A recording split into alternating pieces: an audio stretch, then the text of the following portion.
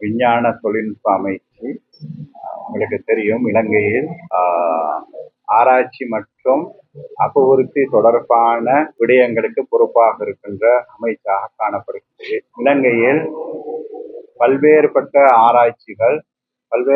ஆராய்ச்சி நிலையங்கள் மூலமாக மேற்கொள்ளப்பட்டு வருவதை நாங்கள் அறிகின்றோம். விசேடமாக இலங்கையில் இருக்கின்ற பல்கலைக்கழகங்கள், அந்த பல்கலைக்கழகங்களில் கடமையாற்றுகின்ற ஆசிரியர், விரிவுரையாளர்கள் மற்றும் முதுநிலை கல்வி நெறிகளை தொடர்கின்ற மாணவர்கள் இலங்கையின் பல்வேறு விடயங்கள் தொடர்பாக, நாட்டின் அபிவிருத்தி தொடர்பாக பல்வேறு ஆராய்ச்சிகளை மேற்கொண்டு வருகின்றனர்.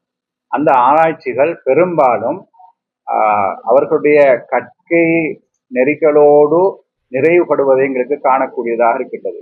குறிப்பாக ஒவ்வொரு நாட்டிலும் அந்த நாட்டின் அபிவிருத்திக்கு ஆராய்ச்சிகள் மிகவும் முக்கியமாக காணப்படுகின்றது. இந்த ஆராய்ச்சிகள் தொடர்ந்து வர்த்தக, அதாவது கமர்ஷியலைசேஷனுக்கு உட்படுகின்ற போதுதான் நாட்டின் அபிவிருத்திக்கு அது பங்களிப்பு வழங்கக்கூடியதாக இருக்கின்றது. அதற்கு குறிப்பாக இலங்கையில வாய்ப்புகள் மிகவும் குறைவாக காணப்படுவதை எங்களுக்கு அவதானிக்கக்கூடியதாக இருக்கின்றது.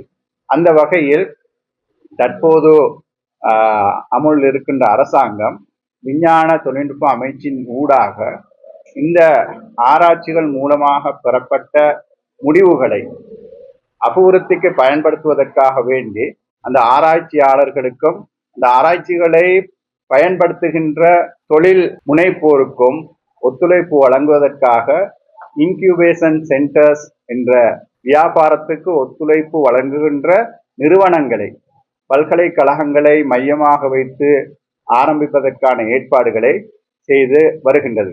அந்த வகையில் இலங்கையில் கடந்த வருடம் வவுனியா பல்கலைக்கழகம், கிழக்கு பல்கலைக்கழகம் மற்றும் ருகுண பல்கலைக்கழகத்தில் 3 இன்குபேஷன் சென்டர்ஸை அமைச்சோடு சேர்ந்து ஆரம்பிப்பதற்கான நடவடிக்கைகளை மேற்கொண்டு அதற்கான ஆரம்ப நடவடிக்கைகள் எல்லாம் நிறைவடைந்து அவற்றை நாங்கள் மக்கள் மயப்படுத்துவதற்கான ஏற்பாடுகளை செய்து வருகின்றோம். அந்த வகையில் எதிர்வரும் 23ஆம் தேதி வவுனியா பல்கலைக்கழகத்தோடு இணைந்து நாங்கள் வவுனியா பல்கலைக்கழக வளாகத்தினுள், குறிப்பாக வவுனியா பல்கலைக்கழக கட்டடம் ஒன்று வவுனியா நகரத்துக்கு அண்மையில் காணப்படுகின்றது. அந்த கட்டடத்தை மையமாக கொண்டு நாங்கள் இந்த இன்குபேஷன் சென்டர்ஸை நாங்கள் ஆரம்பிப்பதற்கு இருக்கின்றோம்.